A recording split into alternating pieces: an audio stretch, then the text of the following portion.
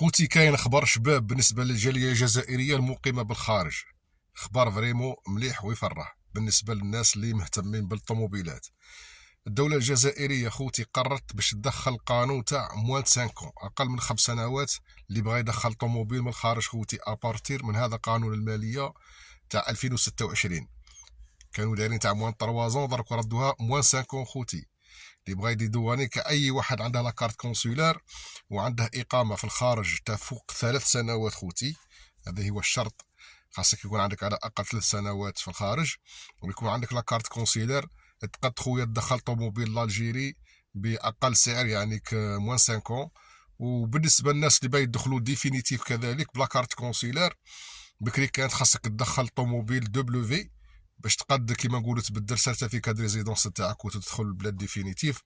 دروك نو، تقد تدخل طوموبيل موان 5 للبلاد وتبدل سيرتيفيكا دو ريزيدونس باش تدخل للبلاد ديفينيتيف.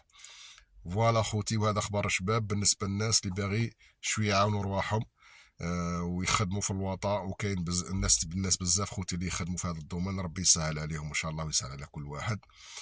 فوالا ابارتير ان شاء الله من 1 جونفي 2026 القانون تاع موان 5 ان شاء الله في الجيري غادي يتابليكا.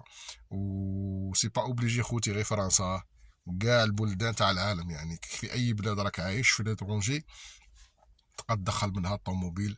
كون راك ساكن في لاشين ولا في الخليج ولا في اسبانيا ولا في امريكا ولا في اي بلاد خوتي، عندك لا بوسيبيليتي تدخل طوموبيل اقل من 5 سنوات وتستفاد من العائدات تاعها. السلام عليكم خوتي.